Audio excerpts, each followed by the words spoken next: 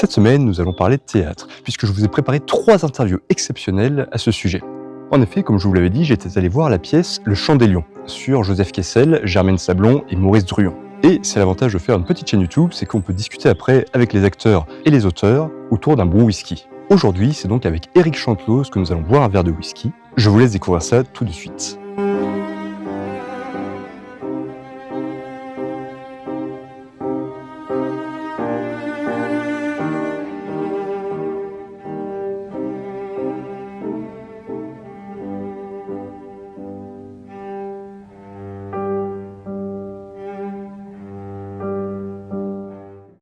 Dis donc, c'est très intime. Presque une réunion post-bar. Ouais. Bonsoir et bienvenue pour ce nouvel entretien sur la chaîne Gay Littérature.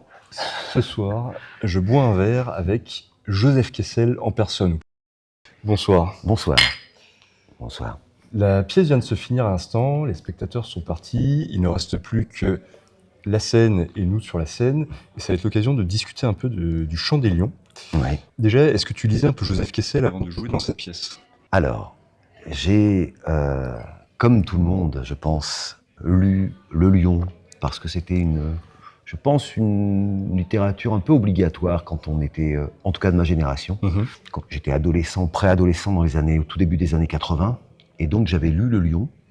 J'avais trouvé ça extrêmement passionnant, bien écrit, touchant. Et j'avais, comme il y avait sur la 4e de couverture, il y avait une photo de Joseph Kessel, j'avais vu ce papy, puisqu'à l'époque, il était déjà assez âgé, un peu épais, avec une grosse chevelure, des cheveux de riche. Une grosse tête même. Une grosse tête, voilà, exactement. C'est un peu la première impression qui ressort. Exactement, quand on voit cette et je m'étais dit, oh, ça doit être un papy sympathique qui doit avoir plein de trucs à raconter. Et je n'ai pas poussé plus loin ma découverte de Kessel par la suite. Ensuite, j'ai vu Belle de jour et le film, et j'ai su que c'était d'après un roman de Joseph Kessel, ce qui m'a très perturbé parce que ça n'avait vraiment rien à voir avec Le Lion. Et je me suis un peu intéressé à lui et je ne l'ai pas lu, mais j'étais fasciné un peu par cet homme dont je connaissais l'aspect aventureux. Voilà. Et je me disais, un jour, comme on se dit souvent, il faudra que je lise tel et tel auteur, et puis on le fait. classique. On le fait jamais parce qu'on n'a pas le temps, etc. Et là, lorsque je bois, j'en profite. Santé. Santé. Lorsque Charlotte Matzneff elle est venue me voir au théâtre, elle est venue me voir jouer, elle était à la recherche de son Joseph Kessel pour cette pièce, Le Chant des Lions. Elle m'a fait auditionner et j'ai lu le texte, elle m'avait envoyé le texte et j'ai trouvé ça absolument passionnant et je me suis dit, ouais, il faut absolument que je fasse tout pour la charmer et pour la convaincre que, bien que je n'ai pas le physique, parce que je suis long et sec. Justement, j'en parlais, c'était un petit peu, entre guillemets, ma déception sur la pièce. Alors, t'es un excellent acteur, il n'y a pas de souci. C'est juste que Kessel, effectivement, il a une gueule, il a des carrures et des épaules. Et limite... Darié, oui. Darié, effectivement, en plus, sur Instagram, on voit ses photos de lui en salle de muscu, etc. Exactement, ouais. Il est très épais, il est très... Voilà. Et j'avais trouvé ça curieux, justement, cette approche. Mais c'est marrant parce que moi, lorsqu'elle m'a proposé Kessel, j'ai dit, waouh, je suis allé rechecker les photos de Kessel et j'ai fait, oulala, mais voilà, je ne lui ressemble pas. Et tu te sentais d'avoir les épaules de porter le personnage de Kessel sur toi ? Ouais. En fait, j'ai pas eu de doute du tout parce que je me suis dit, si elle ne veut pas faire une espèce de biopic avec quelqu'un qui ressemble, tu vois, je me suis dit, allons-y. Je suis beaucoup plus vieux que le rôle, puisque à l'époque, la pièce commence en 33 et finit en 43, donc il a entre 35 et 45 ans, à peu près. J'en ai plus, beaucoup plus. Et je me suis dit, bon, ça ne l'a pas dérangé. Je fais 65 kilos, il devait en faire 110. Ou à peu près. Je l'imaginais pas aussi. Il était très. En revanche, il n'était pas si grand que ça, parce que après, je me suis beaucoup intéressé à lui, j'ai lu plein de biographies et tout ça. C'est ce que justement ta collègue Marina m'a dit, que tu t'étais vraiment plongé dans le personnage, que tu avais enchaîné des bouquins, tu les anecdotes. Parce que précisément pour me remplir de son imaginaire et de ce qu'il avait pu faire. Et j'ai découvert, alors j'imaginais quelqu'un de très présent dans la vie des gens, dans la vie des femmes, mais dans la vie aussi de famille, etc. Donc j'avais imaginé ce personnage-là, et je m'étais dit, même si je fais que 65 kilos et que voilà, je suis plutôt svelte, je peux être costaud et prendre de la place. Parce que j'ai la voix parce que j'ai l'amplitude, parce que ça m'a pas du tout, je me suis jamais dit, je ne vais pas le remplir. Tu vois ce que je veux dire? Je vais pas remplir le personnage. Je me suis dit, si la metteur en scène, ça ne l'effraie pas de prendre quelqu'un de longiligne, on va dire, moi, je vais lui faire un Kessel qui sera différent de ce que les gens qui connaissent peuvent attendre, en se disant, il n'est pas très costaud. Peut-être que les gens attendent plus d'épaisseur physique, mais je pense que l'épaisseur, moi, elle est dans le jeu et dans la façon dont ce type-là est omniprésent dans la vie de son neveu, des femmes qu'il aime, de sa femme, de sa maîtresse, des amis, omniprésent aussi dans un rapport à l'alcool qui est très, très particulier. Effectivement, on a l'impression que chez lui, tout est exagéré. Ouais. Que ce soit les femmes, l'alcool, la guerre, la vie de manière générale, c'est cette espèce de faim dévorante qui le bouffe de l'intérieur, de désir d'absolu. Mais tu sais, c'est vraiment, c'est ce qu'on dit, hein. Il est né en Argentine, mais il est russe. Il est né en Argentine complètement par hasard. Et il est russe. Il y a l'esprit français et il y a l'âme slave. La fameuse. Et tu vois, et moi, c'est ce qui m'intéresse. Et je me suis dit, ok, je suis français, je vais essayer de pas le jouer français. Je vais pas le jouer raisonnable. Je vais pas le jouer poli. C'est un voyou, en fait. C'est ça qui m'a intéressé. Dans l'écriture de la pièce, parce que l'écriture de la pièce montre un Kessel fragile, un Kessel qui fait n'importe quoi, parce que il grille un réseau de résistance par ego. En fait, il supporte pas l'anonymat. Il veut absolument rentrer dans la résistance, et il le fait, et il le fait de manière très sérieuse, et il prend énormément de risques, et il est très efficace, sauf qu'il ne supporte pas que ce soit pas su. À un moment, dans la pièce, tu arrives, tu gueules « Je suis Joseph Kessel ». Ouais. Et ça c'est une réalité historique, il l'a fait vraiment. Un jour qu'il était ivre, parce que les jours où il était ivre, c'était assez régulier. C'était très régulier, et de manière, nous, ce qu'on fait sur le plateau par rapport à ce que lui faisait, c'est vraiment, on lui arrive pas à la cheville, parce qu'il était fou furieux. Ça, j'ai lu ça dans la grosse biographie qu'a écrit un de ses amis, beaucoup plus jeune que lui, mais qui est tombé amoureux amicalement de Kessel, et qui l'a accompagné sur les 15-20 dernières années de sa vie. Et dans la préface de cette biographie, il dit, c'est pas parce que c'était mon ami que je vais cacher les sujets qui fâchent. Et donc il le charge un peu de temps en temps sur son rapport aux femmes, son rapport à l'alcool et surtout son rapport à la violence, parce qu'il adorait se battre. Il s'ennuyait beaucoup, et donc il allait dans les bars, et ma foi, s'il ne se passait que des petites conversations, ça l'emmerdait. Et donc il était assez, il cherchait la bagarre, quoi, pour se battre. D'ailleurs, ça se voit bien dans votre pièce, puisqu'à un moment, il y a une bagarre en Angleterre qui est organisée, où une vraie bagarre, et ça se tape, voilà. Et ça, c'est ce que les auteurs ont chopé de lui, tout le côté très borderline de Kessel. Et moi, c'est ce qui m'a vraiment intéressé. Je me suis dit, tiens, je vais montrer un Kessel en dehors d'un peu de l'imagerie de ce bonhomme un peu posé, tranquille. En fait, c'était un voyou. Et un voyou avec un cœur de voyous, et l'ambiguïté de ces gens très généreux, mais aussi qui sont problématiques avec les femmes. Il le disait, il dit, moi, mon rêve, c'est d'avoir un harem. Donc c'était très clair. Et il disait, il a été très fidèle, c'est étrange de dire ça, mais chaque fois qu'il a eu une femme, il en a eu 3 dans sa vie, des épouses, je veux dire, il s'est marié 3 fois, systématiquement, il avait des maîtresses, mais systématiquement, ces femmes, ses épouses étaient au courant. Il les mettait au courant en disant, voilà, je suis avec toi, mais je suis aussi avec elle.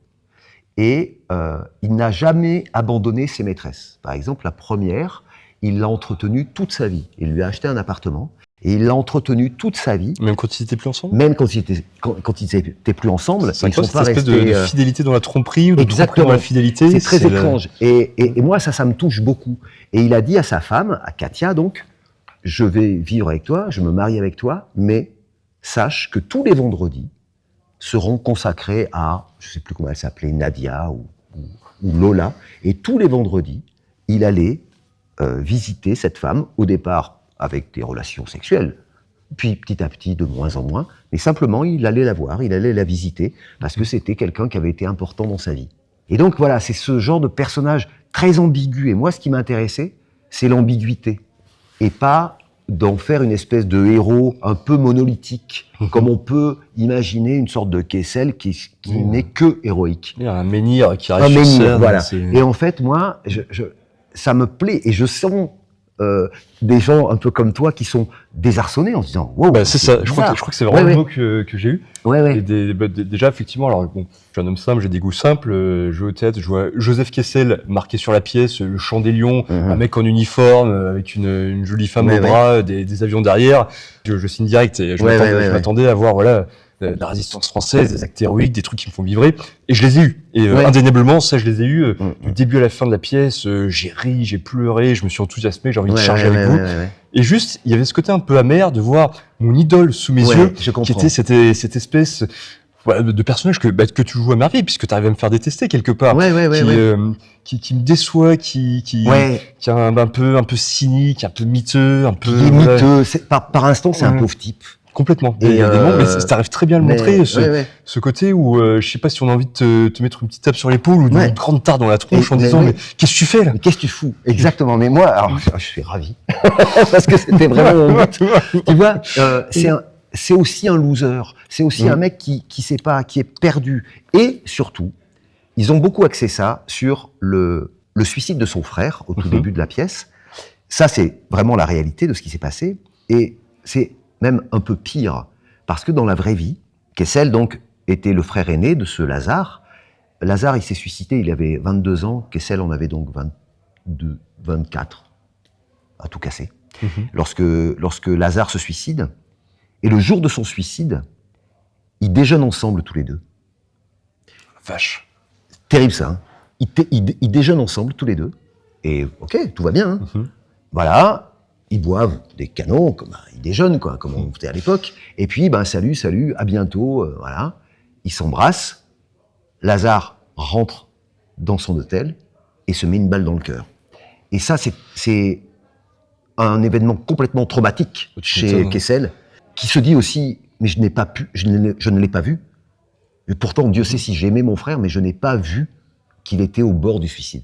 Le jour même, je n'ai pas vu qu'il était si malheureux. Et ça pour moi, c'est une fêlure complète, profonde, et il ne parlera jamais, jamais, jamais de son frère. Et tu penses que ça explique un peu aussi ce rapport problématique aux femmes à l'alcool, sans le justifier, mais en l'expliquant. Mais exactement. Ouais. Et tout ce qui est les excès dans le sexe, les excès dans l'alcool, les excès dans l'amitié aussi. Dans l'amitié, et les excès dans la folie destructrice, c'est aussi ça. C'est aussi un tue-la-mort, Kessel. C'est pour ça que comme je te disais tout à l'heure, c'est quand même étonnant que ce garçon soit mort à près de 80 ans. Il avait 79 ans quand il est mort devant la télé. C'est vrai que c'est cynique. Mais je pense que tu prends les ingrédients amourus plus syndrome post-traumatique de la mort de son frère, tu mélanges ça sur un personnage avec un caractère déjà de base monstrueux et une carrure, forcément. Et t'obtiens cette espèce de type formidable. Mais chaque année de sa vie il pourrait donner lieu à un spectacle incroyable. Il est parti en Irlande, il est parti en Éthiopie voir les marchands d'esclaves. Enfin, il a fait diplomate au fin fond de la Russie. Oui, c'est insensé. Sa vie et c'est pour ça que cette espèce d'énorme biographie qui s'appelle Sur la piste du lion, c'est un monument. Je pouvais pas la prendre dans le métro tellement cette biographie est lourde. Enfin, vraiment, tu vois, c'est un truc que tu peux pas trimballer, quoi. Et je me suis plongé là-dedans. Ça tient du livre d'aventure. C'est drôle par instant parce qu'il est fou allié.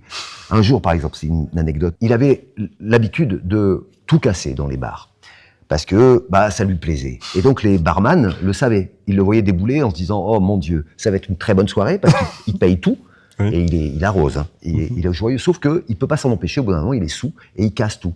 Et surtout, il cassait les verres avec ses dents parce qu'il avait appris à faire ça pour allumer les filles un peu. Et donc il faisait ça, il faisait le marlou, quoi. Il cassait les verres, il mangeait les verres.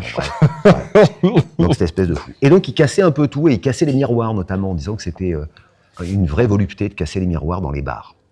Et un jour, avec sa femme, Katia, ils reçoivent des cousins à eux, à lui ou à elle, je sais plus, des cousins dans leur appartement du 16e arrondissement, un appartement cossu, tout ça. et ils mangent. Et ben, le repas se passe, ils boivent.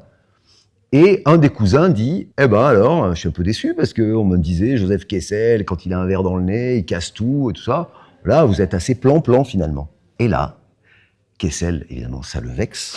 Il se lève, il prend la nappe, il tire, il fout tout en l'air. Et avec beaucoup de folie et de régularité, il prend tout ce qui est à côté de lui et sous sa main et il casse tout.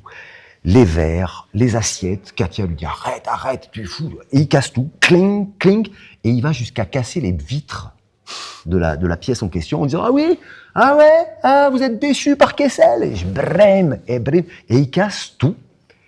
Et c'était, l'anecdote est drôle et croustillante parce que c'était en plein hiver et que du coup, ils se sont pelés toute la nuit parce qu'ils dormaient là, les cousins.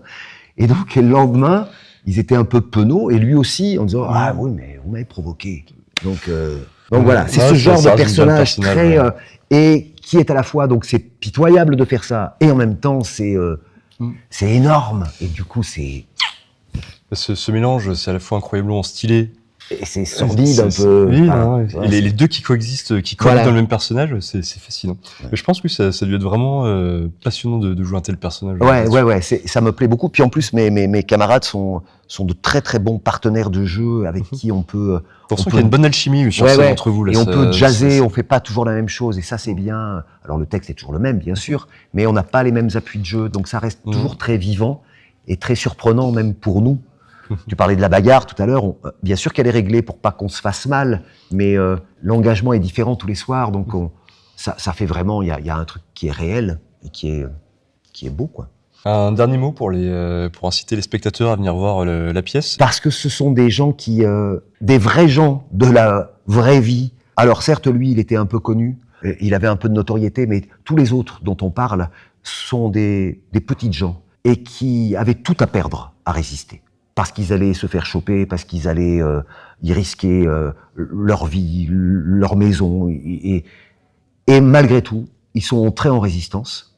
Et on raconte ces histoires de ces gens qui, malgré la peur, j'imagine, qui devait les saisir sans arrêt, ils se sont dressés contre l'oppression. Et pour moi, raconter cette histoire-là, ça fait vraiment un écho très très fort avec tout ce qui peut se passer dans le monde actuellement. Il y a des conflits un peu partout. Et il y a des gens qui se dressent. Et ça, moi, à chaque fois, ça me touche. Et je me dis, on peut pas faire n'importe quoi. Il y a un droit de mémoire par rapport à ces gens-là. Merci encore à toi pour la pièce. Et puis, merci pour ce petit whisky fort sympathique. Et très bon. Voilà.